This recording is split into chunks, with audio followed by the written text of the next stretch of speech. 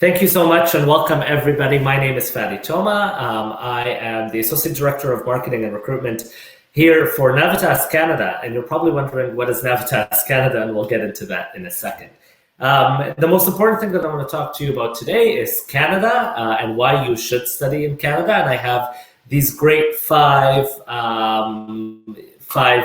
points of why you should be studying in Canada. Everybody knows Canada for its affordable education, for our work opportunities, and certainly our immigration opportunities. We're a safe and stable country. We're a multicultural country. And certainly we get ranked in the top for quality of life. So for international students, Canada tends to be the place to study and the place to be. And certainly the work opportunities and immigration opportunities play a huge role in that. Now, as I'm going through the country, I will talk to you about 3 different schools that we work with. So you can see on this beautiful map of Canada, we're going to start out in Vancouver. And Vancouver is right on the west coast of the country. It's right on the Pacific Ocean. It's a beautiful, beautiful city. And honestly, our campus there is absolutely gorgeous. And it's one of our top highlights for international students.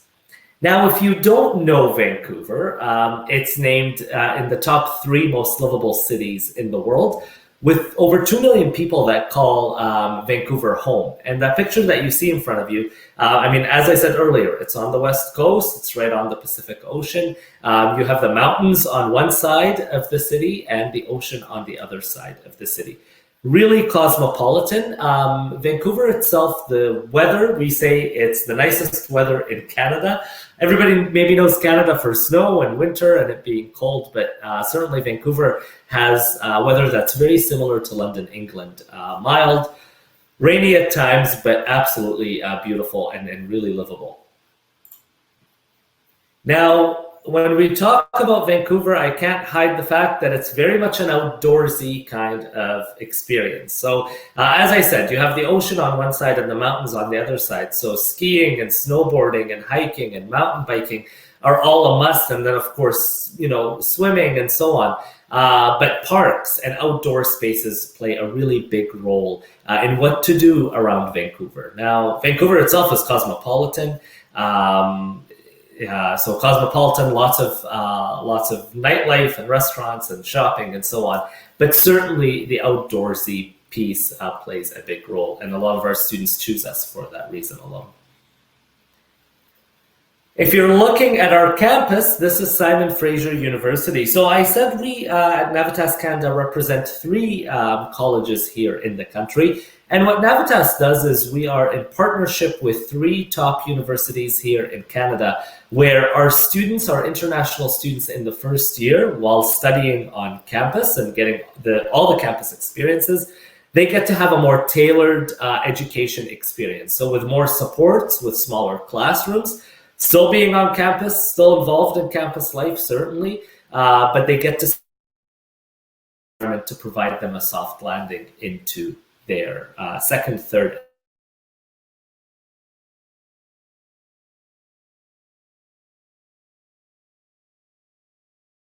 150 different programs and 8 different faculties.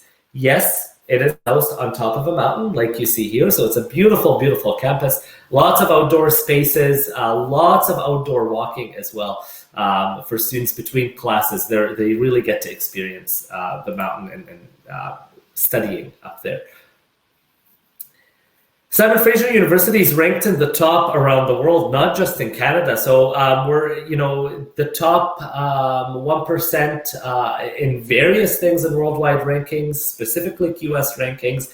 Top 100 for the most powerful academic programs. Our BD School of Business in the top schools of business as well. We're second in faculty research impact here in the country. So a really high-level university that you are getting the chance to go and study at. And that's, the reason that students choose us. With 8 different faculties here that are showing up on the screen, you have lots of flexibility in choosing what you want to study between the 8 different faculties. And there's a variety of options for you, from health sciences to business to communication, social sciences, applied sciences, and environment, and so on. Now, as I was talking about our pathway into Simon Fraser University, our pathways across Canada as Navitas Canada look very similar to each other. So I'm going to be talking about 3 different schools, but our pathway model is very much the same. What we're doing here is we're taking international students and bringing them on campus and giving them that campus experience while tailoring a part of the education that they would be getting. So our classes are smaller, our community impact is larger. So we build communities with students. We give them a soft landing into their degree and into their respective university. And it's that first year that really sets them on a path of success in their second, third, and fourth year.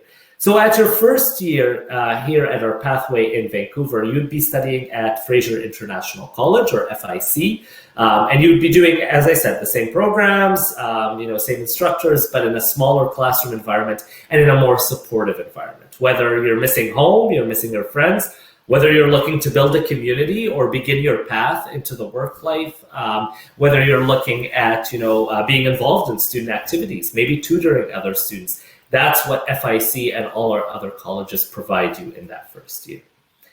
So our program, once you successfully complete UTP Stage 2, as you see here, you move on to your year 2, 3, and 4 at Simon Fraser University. And you'll hear a lot of Canadian universities talk about co-op. What does co-op mean? It's a paid internship that's offered to students. All our 3 schools have co-op.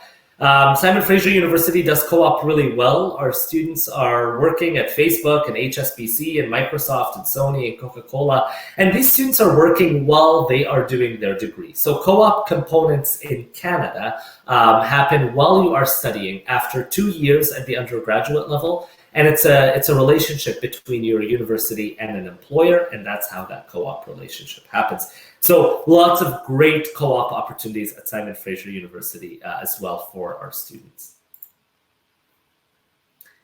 With 12 minutes to go, I'm going to fly right over from Vancouver to Winnipeg, Manitoba, to Manitoba. And Manitoba is Canada's friendliest province. Different than Vancouver, we are in the heart of the country. We are right in the middle of the country here in Manitoba. Winnipeg itself is a smaller city. About 800,000 people live and work here in Winnipeg, Manitoba, but really Canada's friendliest province and one of the friendliest provinces for international students. So as I said, Winnipeg is a smaller center, but it offers everything that a big city offers. So Winnipeg itself is one of the most cost competitive cities, meaning that your living costs and your education costs are lower.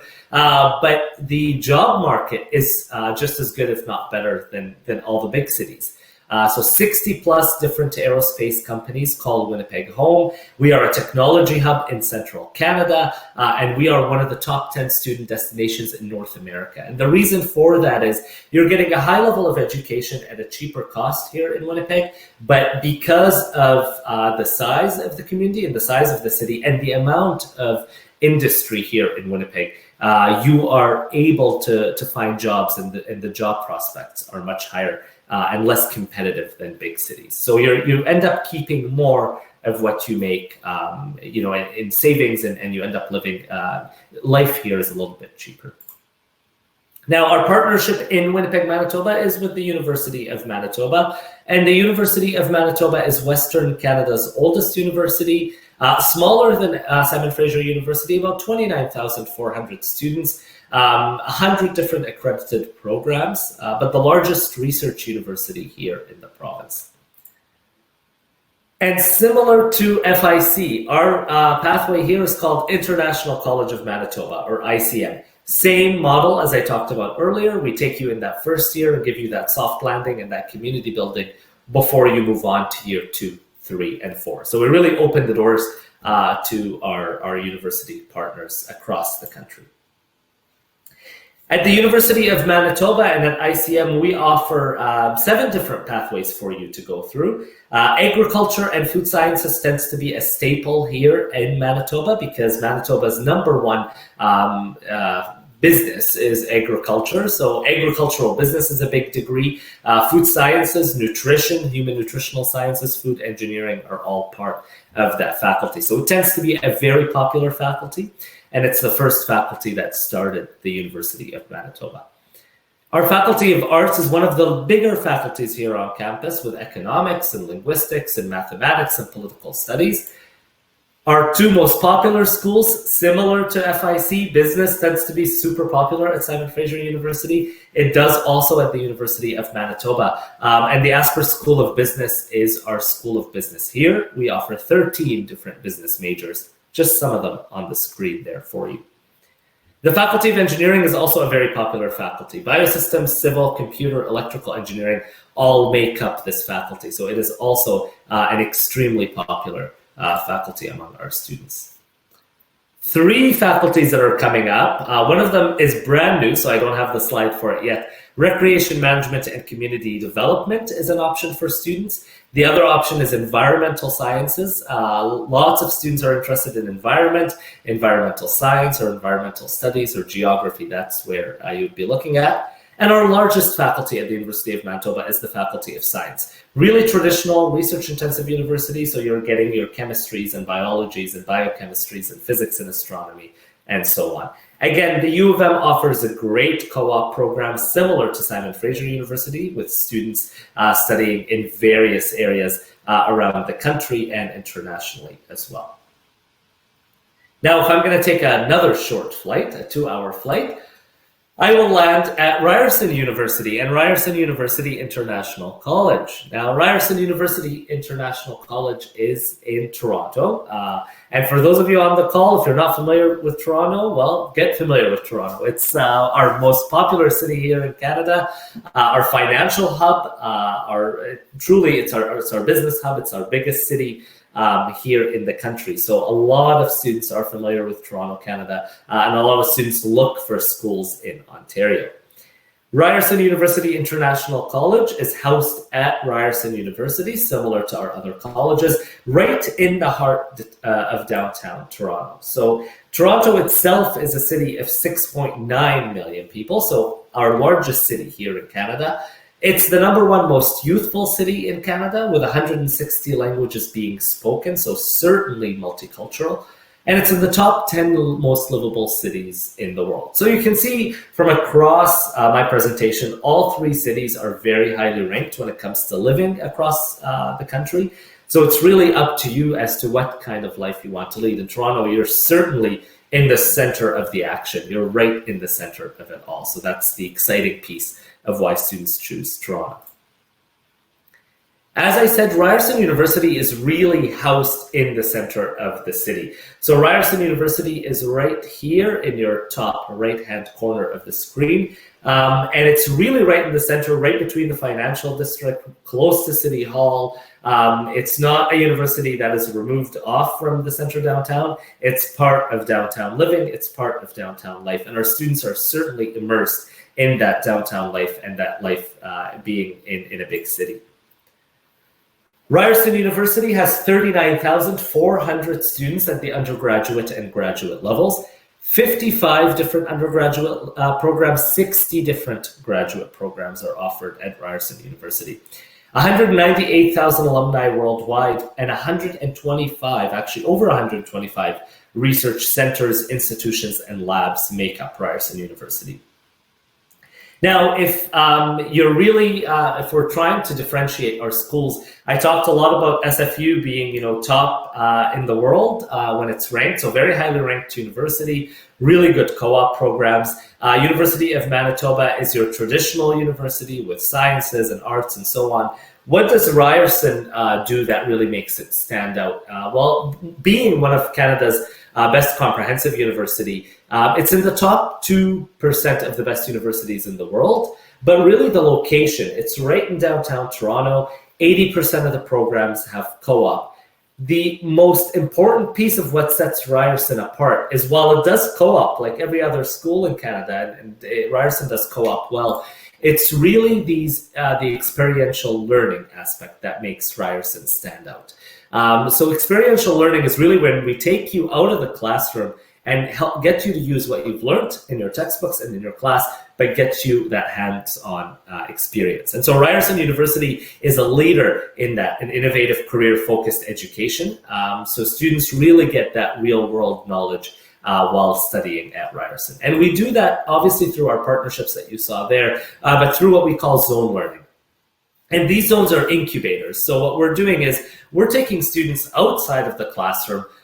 We're providing them this experience in these zones where they can come in and start building their ideas. So whether you have the greatest idea for the next business or the next robotics competition, or in the fashion zone where you're building your fashion brand, or maybe you're a business student, but you're helping someone build their fashion brand. These zones are really where you come in as a student while you are studying, where your instructors are there, where industry professionals are there, and you're all working together. And what we're really doing is we're really giving you the skills and we're getting you ready in order to move on to the job market. Or if you have a great idea, we're giving you the skills and possibly sometimes money to build that idea, to get it to market, to get it out there, to get you out there in front of what your peers and in front of those businesses. So the zone learning piece is something that is really important. It's really that incubator, and we have different zones from biomedical to design fabrication to fashion to legal innovation to science, clean energy, and so on. So that's something that our students really talk about and are really interested in, and that's why they choose us. This is what co-working looks like in a zone. So in this picture, you'll see instructors and students and business leaders and industry leaders that are sitting there that are helping students build their ideas. And this is certainly a great piece of our education. Our programs at Ryerson, we offer 3 different pathways: business management, international economics and finance, and arts. One thing that I will note is that business management program, our business programs across SFU and University of Manitoba require math. Math tends to be a big requirement there. Our business management here at Ryerson actually does not require math. So if you're a student that's interested in business, but math is not your strong suit, this is certainly the university for you. This is certainly what you should be looking at. We have 3 intakes, as with our other schools, and you can progress to various faculties at Ryerson, from marketing management, philosophy, politics, entrepreneurship, so on. There are various different options for students through RUIC. And just a quick look, again, as I said, math is not required for business management, and that's something that we highlight to our students. Just for the sake of time, I'm going to skip through those. So our 3 schools, what Navitas does here in Canada is quite unique, and our 3 schools are in the top ranked schools across the country. So as I said, we started at Fraser University, we moved on to University of Manitoba, and we're ending with Ryerson University. So I'm happy to take any questions that you may have. I think I made it just in time as my timer goes here, but I'm certainly happy to take any questions that you have about our schools, about our programs. The biggest takeaway that I want you to take out of this is that our websites are certainly designed to show you our entry requirements, regardless of what country you're coming from or program you are studying. You can filter by that. The Come Study International team are incredible at helping you with your next steps, so I don't need to say much there, but Adele and her team are just absolutely fabulous at helping you get through the next steps. So they know our programs well. They're in contact with us. So if you have any questions, go to them, because they can always reach out to me and we can help you navigate and find the right school for you. Well, Fadi, thank you very much. That was very helpful. So we have questions, and Jeffrey from Come Study International is at the school and facilitating over there. So Jeffrey has some questions, and I'm going to put Jeffrey on the line so he could go ahead and ask questions on behalf of the students. Whilst we're getting Jeffrey on the call, could you probably touch on what is a typical day in the life of a student, that you've put into any of your schools? Just give us an idea, so somebody who's never been there get a sense of what the day in their life will be like. Yeah, our students, so in the first year, a majority of our students tend to live on campus. And that's something that we really push hard. So a student is probably somewhere on campus in a dorm. A typical day in the life, you'll probably have between 2 or 3 classes in that day that are staggered throughout your day. At our schools, you get to choose your own program. So we don't have a set program of class schedule that we put you into. You actually see the entire class schedule of all the classes that are available to you, and you get to make up your week. So some students choose classes that are Monday, Wednesday, Friday. So their Tuesdays, Thursdays tend to be their study days or their hangout days or their work days, whatever it is. Other students will choose Tuesday, Thursday classes and maybe some labs on Mondays and Wednesdays. So each student's day looks different, and that's the flexibility in studying with us. The big thing is you're going to be going to classes. Your classes are about an hour, sometimes a little bit more. And I recommend this for students. For every hour of class, you need to at least put in an hour of study, if not 2 hours after class. So some students will do their classes, as I said, Monday, Wednesday, Friday, and leave study periods on Tuesday, Thursday to study at our libraries. We have 5 Starbucks coffee shops, for example, at University of Manitoba. At Ryerson, you're right in downtown Toronto. There's various study spaces and libraries. At SFU, there's a whole host of those as well.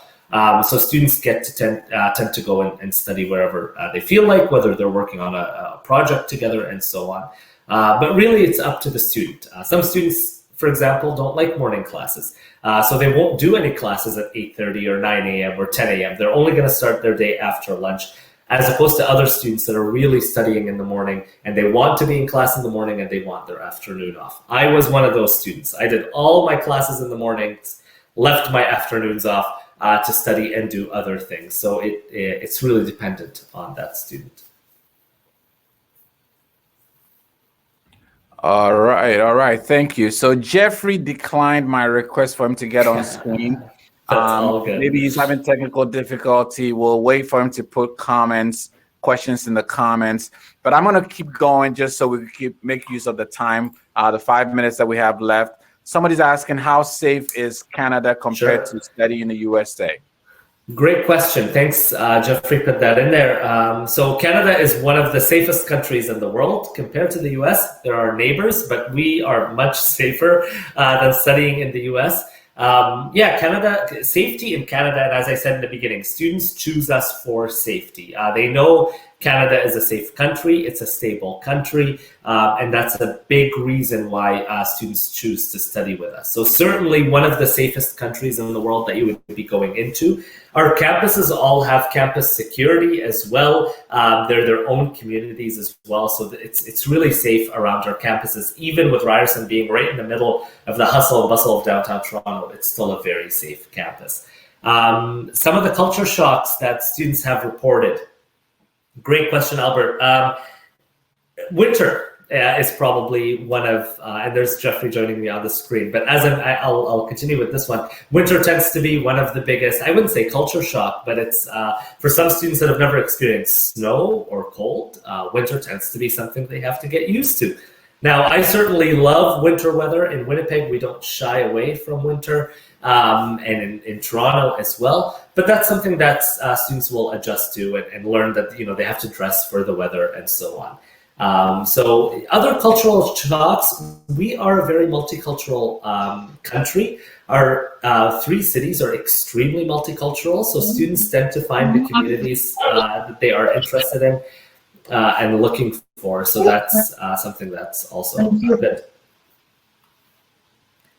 TOEFL and GRE, so great questions. A lot of our schools are actually, they exempt students from Ghana and various West African countries from an English language exam because your method of teaching is in English. So that's something that's really interesting for our students from certain West African countries, and specifically Ghana, is that you would be exempt from the English language requirements. So that's a great question. But as long as you're learning in English, then we would exempt that piece.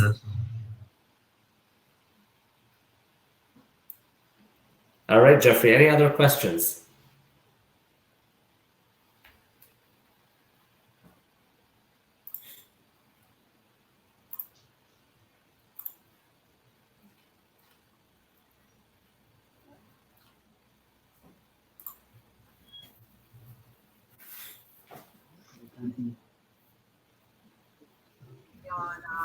Jeffrey, are you available?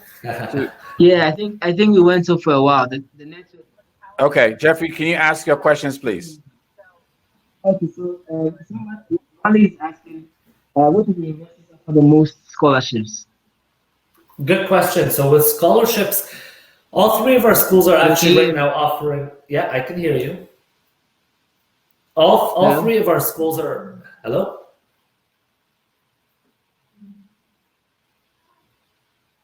Can you hear me?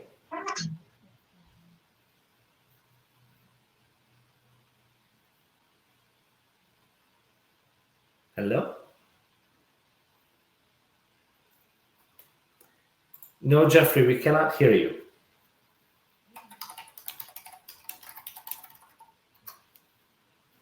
Can you please pass me my mic? There we go. There we go. Can you hear me? If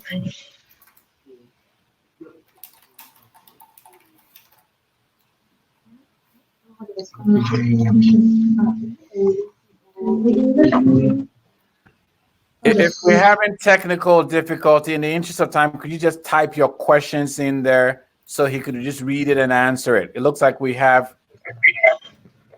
So yes, yeah, we do accept IELTS, but IELTS is not a requirement because as long as students from Ghana are studying in an English language environment, they will not need IELTS.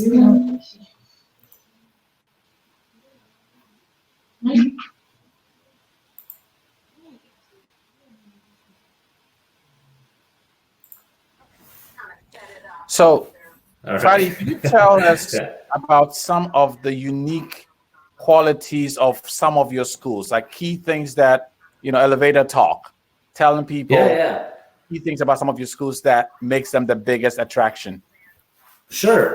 With Fraser University, it's really being highly ranked. I mean, SFU is in the top of their game here in Canada. If I was just elevator pitch to someone, I would say it's our most think outside the box university here in Canada. So students really get to explore and learn about themselves, but really have the ability to do things that other students in the same faculty don't get to do in other universities. So it's really think outside the box. We're really looking for those entrepreneurs, those students that are looking to build the next greatest thing or lead the next greatest institution. For University of Manitoba, U of M is one of the oldest universities in Canada. It's really research intensive. So if you're a student looking at sciences, if you're a student looking at engineering, so on, this is the university for you. We do a lot of research. University of Manitoba is in the top 15 research schools in Canada.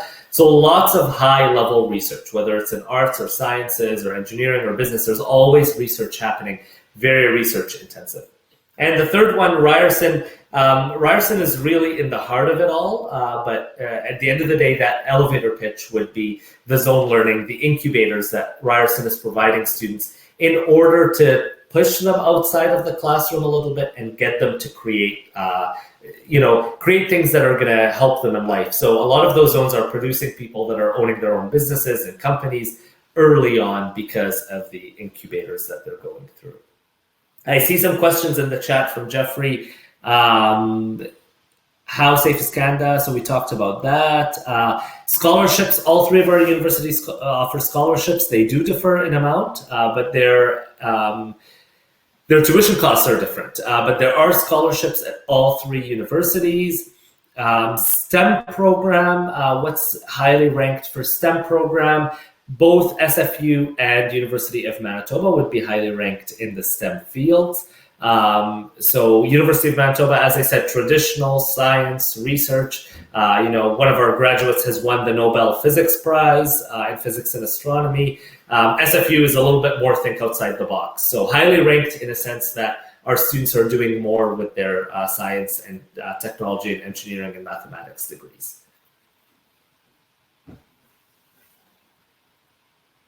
And we don't offer graduate studies. So I know there's a question about graduate studies in there. We don't have postgraduate studies.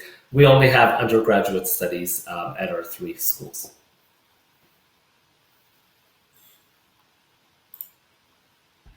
So I would have imagined you'd have started off your presentation with the fact that one of your students former student is a Nobel Prize winner. He's not one of our former students at the colleges, so we can't actually use him. He's a University of Manitoba graduate. He's an older gentleman, but yes, I mean, in 2018, he won the Nobel Physics and Astronomy Prize. He graduated from U of M and various other institutions later on in life. But that is something that's impressive. And it really goes to show the amount of research that happens at U of M and the level of research that's happening at U of M. So, okay. Now, this has been a very helpful information session, and I'm sure the students have had a lot of their questions answered.